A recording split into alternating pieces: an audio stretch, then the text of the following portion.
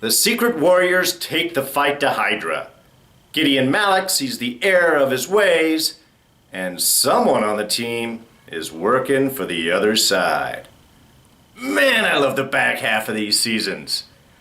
It's Agents of S.H.I.E.L.D., Season 3, Episode 17, The Team.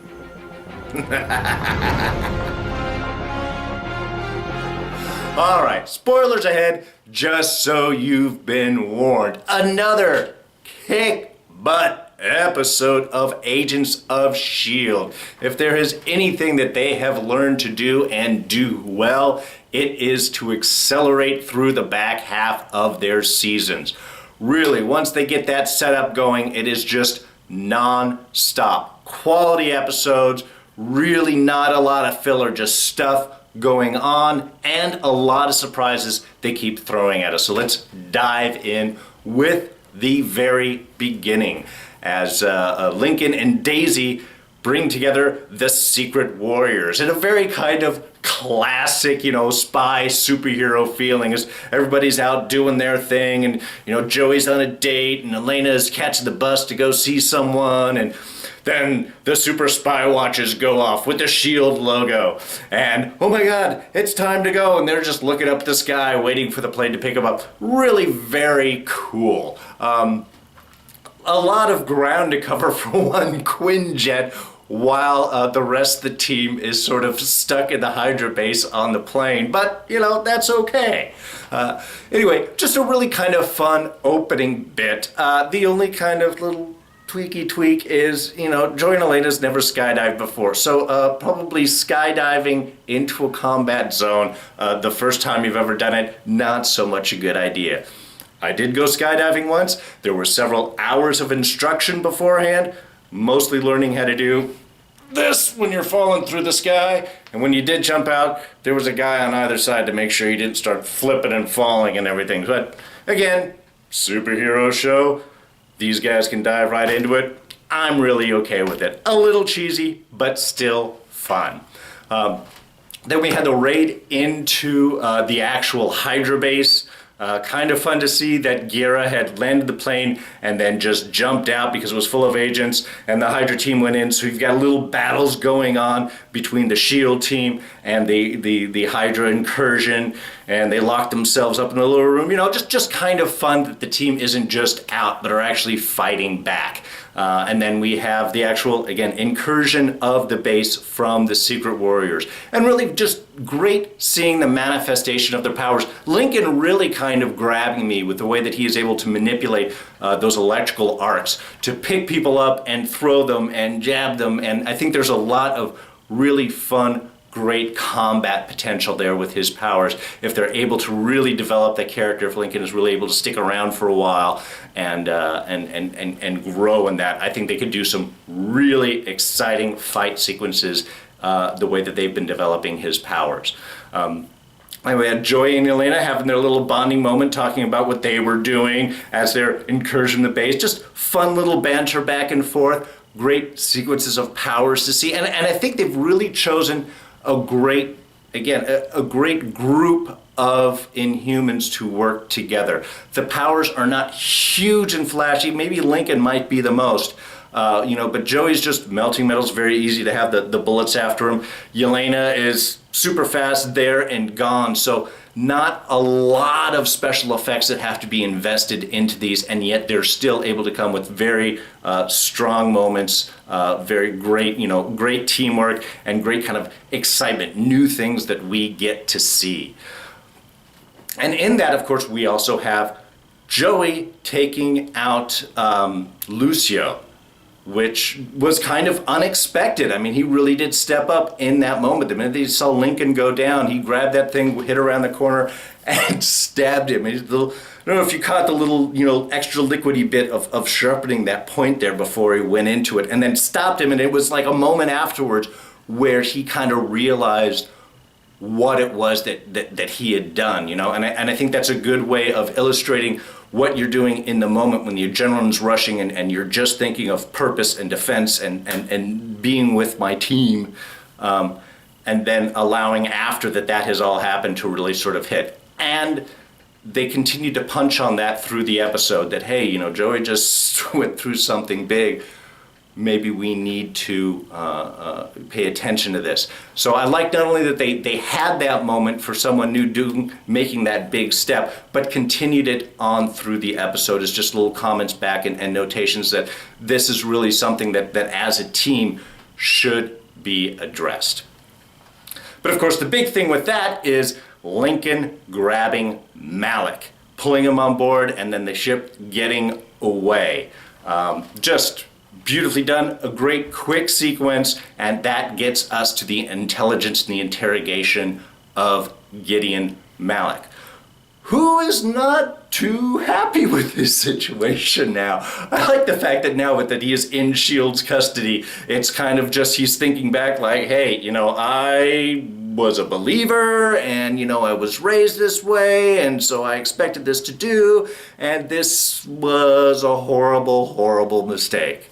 As his line said, I have not released a god, I've released the devil. So it was great to bring him up, not around for that long, as we know. It's kind of a shame to see him go as quickly. I really, you know, again, Powers Boothe is just an incredible actor, and his performance in this show, I think, has been really powerful. The last couple episodes, I think, not using him to the best of ability, you know, a little kind of mopey, little backgroundy, you know, they're focusing a bit more on Hive.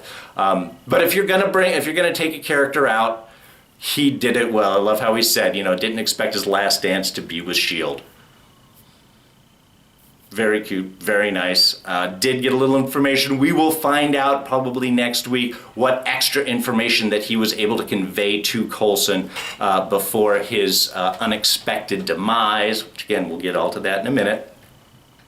But it was really, if you're going to see him out, at least it was a stronger way to go. Unlike how Whitehall died, who just kind of walked down the stairs and was shot in the back by Coulson.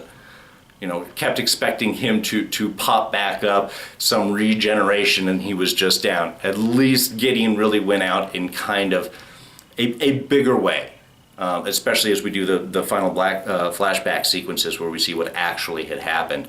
I think good way for him to go out. We also have the first actual mention of the name Hive, as Coulson speaks with Malik about the research that he has done, finds the old Latin name. Just very cool, and then able to continue to relay that as how Hive operates, infecting others around him, bringing everyone into the Hive. But with Gideon's presence and the interrogation that Phil Coulson puts him through, we do find out what Hive's real secret power is. And Gideon was great in sort of conveying that idea of, you all think that you're safe, but you have no idea. You sent 4 people in that could have been turned in an instant. How many have been? You got 1 traitor, you got 2 traitors, you got 4 traitors. You don't know. And that really became a next great chunk of the episode, which reminded me a lot of The Thing, the old John Carpenter film. And they probably could have played with that a little bit more, but I think they did a great job with everything that they had to kind of cover in this episode and keeping things moving forward. Just that suspicion of who is the traitor, you know, who has been taken over. They look the same, they act the same, they've got the full memories, they have just switched allegiances. I mean, it was just a really well done. You know, one, you can't tell them, you don't know the suspicion, so what are the things that we can do? And then you've got the suspicion going back and forth. I mean, a great thing with like Elena and Joey, who are new to S.H.I.E.L.D. You know, and the next thing, they do this mission, they're feeling great, they're ready to go, and then all of a sudden they're locked down and they're being looked at with very suspicious eyes by the rest of the team. So of course, they're not really happy. Big effect on, you know, the bringing together the secret warriors, these Inhumans to battle along with S.H.I.E.L.D. Turning on them immediately, really, again, it keeps things moving, it keeps everything up in the air. You don't really know who to trust or who is consistent. And then once they got them all together in that room, they were very quickly turning on each other. And again, really well done. That is what would happen. That's what we do. Hey, you said this and you said this, but what about these things? Using little bits of information that the characters know about each other against them. Where have you been? What have you been doing? Just a well-constructed scene, and it really kept the tension up nicely. And then we have, and I have to mention this, the Fitzsimmons autopsy scene, which was just great. They bring Lucio in, they're going to take a look into it. And I love how they did go in and find, that information in. But really what hit me in the scene, not only just kind of the great little banter back and forth between Fitz and Simmons, but the sound effects. And Ian DeCastecker's Fitz's reactions to them. It wasn't so much of the look, it was just that sound. And we didn't have to really see anything. That was the great thing. It was just, here's the saw, and then bring it down. So we could all just imagine just the saw, and then the cracking of the skull, all of that. Just the sound was so effectively done in that scene to just give that those willies in the system. I really, really enjoyed that. And speaking of Fitz and Simmons, nice to see them get a little together at the end. Nice moment of talking, natural drift into a kissing connection, and of course, Fitz pulling back. "Oh, I'm sorry, I didn't mean to push." I love that Sim was finally like, "All right, no, we're done with this back and forth. Let's just go." So, like that, I like that they pulled the characters back in together. Only thing that I am asking now is just let that continue to happen. No more breaking up, no more sending people to the other side of the galaxy, no more threats and kills, no more comas. Just let this relationship develop. Reason being is, if you keep doing this back and forth, you're really going to lose much of the audience that likes to go in. We don't mind drama.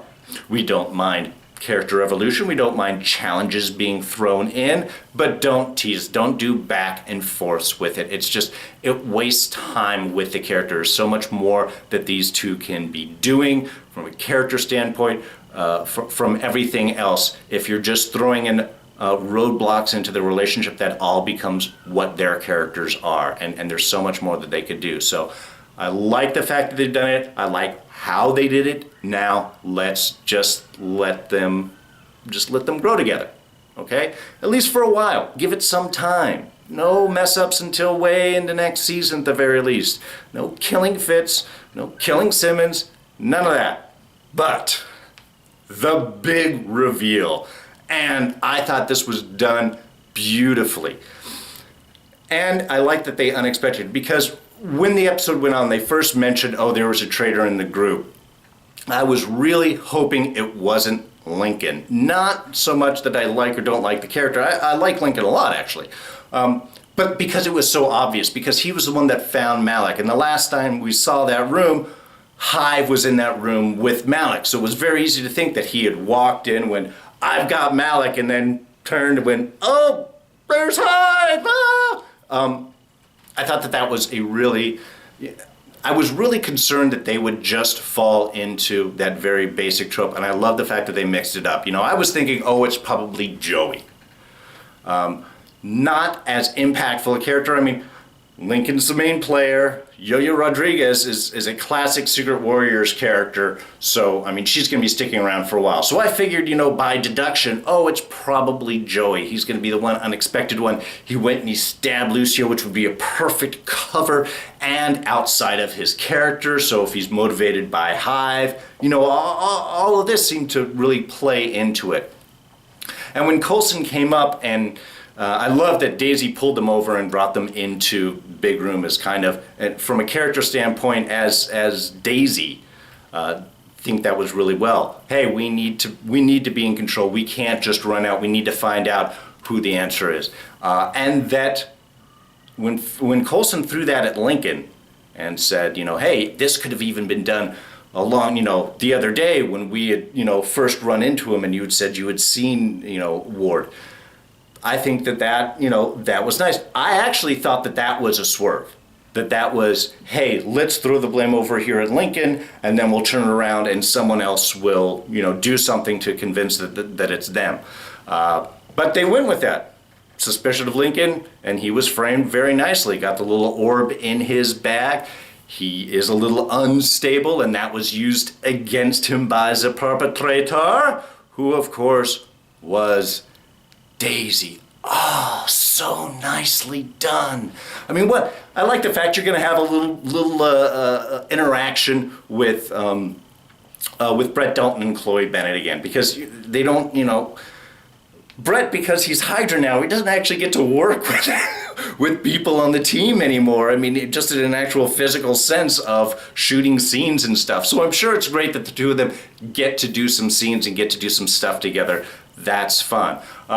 It's also kind of a fun blend with the whole, Skyward shipping that was happening, in the first and second seasons a little bit.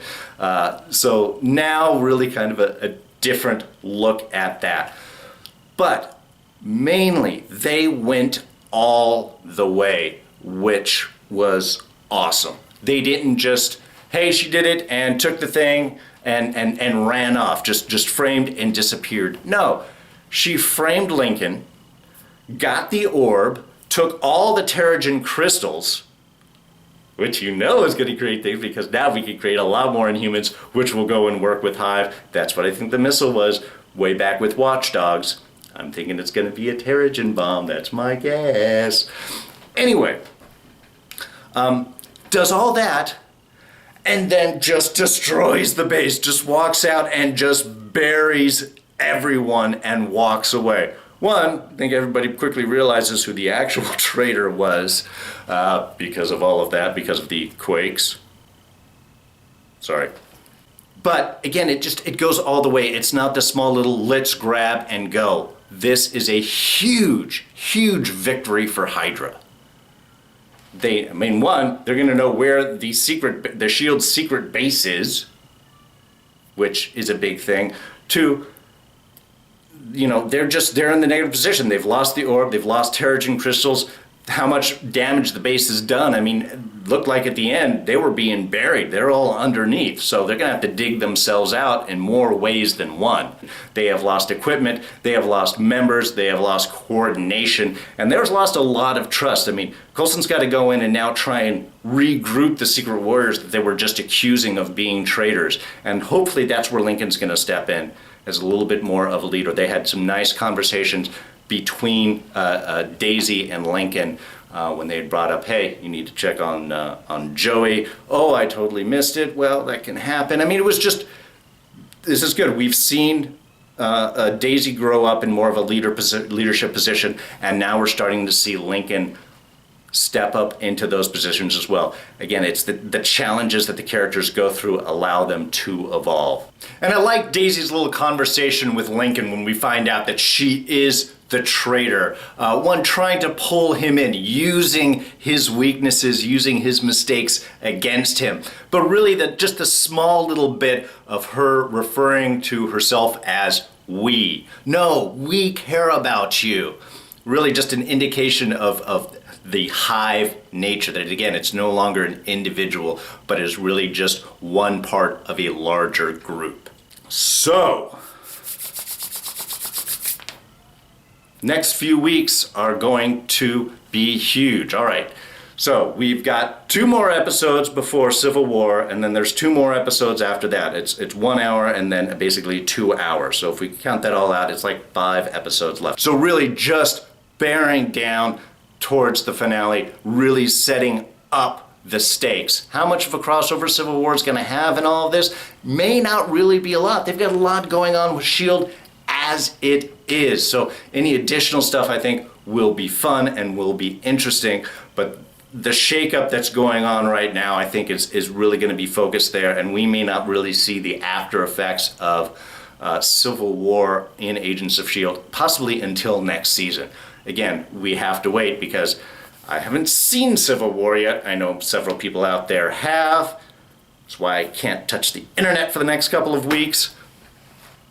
But really a lot of excitement, and again, I just can't emphasize, I'm really enjoying the pace and the structure of the shows lately. Please, please, please maintain that. And that is it for this week.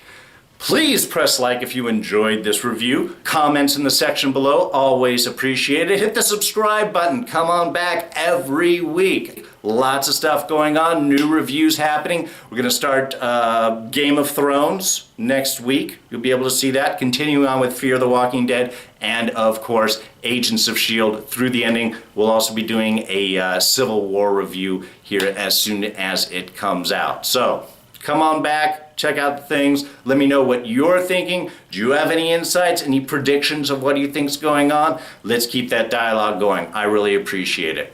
Anyway, that's it. Oh, and you can catch me on Twitter. I'm at Darren Jakes. I'm D, and I'm out of here. Y'all take it easy. Bye-bye.